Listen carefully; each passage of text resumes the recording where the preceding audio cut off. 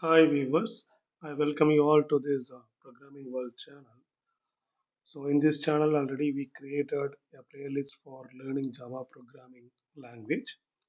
So we posted a video 2 weeks back about how we can able to start with the Java programming code.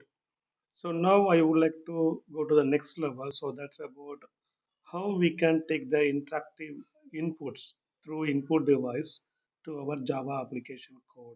So what is the best way and also the simplest way we have in our Java programming language? So that thing we will discuss in this video tutorial. So it is what actually a scanner class. So scanner class that is available in Java programming predefined packages or library packages that could be used to take the inputs dynamically from the user end through the input device. So that function will be discussed in this video tutorial. So now I go to introduce what is the scanner class. So here you can identify that what is the exact role of the scanner class. So actually it is in a Java package named java.util. That is what utility package. Java.util, that is a syntax we have to take it to import the library or the predefined Java package to our application code. And what is the exact use? As I mentioned in the introduction, it is what actually to read the input data from the input device. And also it is the easiest method to take the interactive inputs from the user to the application code for providing the required operations or results. Yes, it is a very simplest way because we have some other methods also like data input stream object that could be used to take the input, and also that will be processed in our application code. But actually the scanner class, it is a very simplest approach, and also anyone, the people those who are new to the Java programming easily able to follow how they can able to take the inputs to the application code. So how it is actually working in the sense, it is a scanner, it is a class actually. So it has some methods. So class, it may have what the methods. So methods, it represents what the operations of the class or the objects. Okay. So it's having set of predefined methods to take the inputs according to the type of data. Okay. So the methods are defined based on the type of data. Here you can see the syntax. Okay, so the syntax, how we can take the scanner class object. So you can see that you have to use scanner, and you have to give the object sc is equal to new scanner. This is the exact syntax we have to use for creating the objects for in Java programming. So the new keyword that will be used before the class name. But actually, if you see in C++, not like that. Okay, in C++, simply you can take the class name and then you can have the objects as like how we create the variables.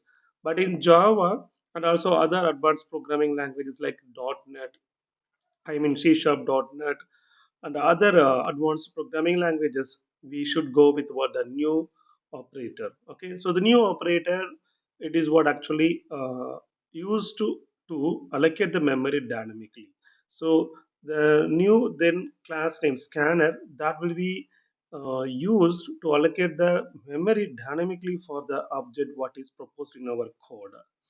And system.in, that is what actually the uh, a parameter or argument that would be given to the constructor of the scanner class. So what to be processed? So here system dot in the sense system.in, it represents the standard input device, that means keyboard, that will be processed to take the input to our code. Okay, so what about the popular methods we have in scanner class to take the data? So mostly we need to take the data like number type of data like integer, float, double, and we need to have a string type of data also. Apart from that, if you want to have double, so you can find such kind of methods also in our Java scanner class. So you can see it, you can see them in this table. So next int that will be used to read integer data. So here sc it means what the object what we created for our scanner class. Okay, so sc dot, so that is a way to access the method. So we already seen in our object oriented programming concepts how those can be accessed actually. So sc dot, that is what the object, and also the operator will be used to connect our method to execute. So to read the float data type, we have sc dot next float, and if you want to have the double type of data, then you can go with sc dot next double. And to take the string data, we can go with sc dot next line. And also, if you want to have the long type of data, then you can use sc dot next long. And suppose if you are in need of take the boolean type of data, you can take next boolean like that. And also we have few more methods, but actually these are all the popular methods like integer, float, double, and also string. These are all highly required in implementing the applications. And also when we go with scanner classes, we should remember the kind of methods we have to use it for reading the appropriate type of data. So now I would like to demonstrate this one in my simple code. So here I have made a small code. So this code which is about collecting the informations of a product. Okay, so here you can see that I simply import the scanner class. Please, you have to give the complete path of the scanner class to take into our code. Okay, don't go with what java.util.star importing everything. So that time you may not get the scanner class to your code. Actually, that we have to go with what the exact scanner class line of statement in our import statement to take this scanner class service into our application. Okay, so afterwards, as I discussed in the Java introduction, we have to create the class. So here I provided the class name such as interactive environment. Okay, that is simply I have made like env, and I have made the main method which is used to run my application code. So already I have discussed about the meaning of these different keywords what we have in our main method. And as I told you in the theoretical session, so scanner SC, so that is what the class and also the object which is created to read the input from the standard input device. And here the system.out.printer which is used to take the input. So product name, here you can see the print in the sense what happens. No, after printing this message, the cursor will be wait in the next space. It does not go to the next line. So for taking the input, usually we need to have such kind of format. So that's why we are using system.out.print. So system.out, it is what actually a standard output device, that is what the monitor. So there this message will be displayed. Okay. Then we have declared variable, string variable, that is what p name. It is what the product name that could be that could be read by using what next line. Okay. Afterwards, we give a message about what about the validity period of that product. So in number of days that has to be given. So val period, that is what actually integer type. So sc dot next int, that method which is used to take the input. And we take the product price in form of what float, because some fractional values may be there. So that's why we go with float type of data. And sc dot next float, that is used to take the product price. Okay, and finally we displaying the results simply by using what system.out.println statement, and also some kind of format designs we have made in our code.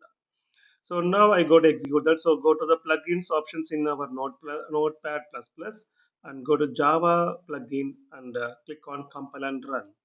So this is a very simple IDE to take the Java program to learn easily. Okay.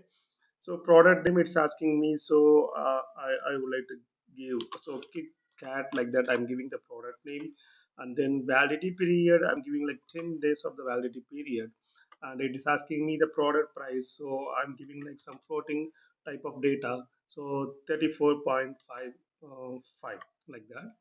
Then you can see that input details which is displayed what I given as it is. So product name KitKat, then validity period 10 number of days, and product price 34.55.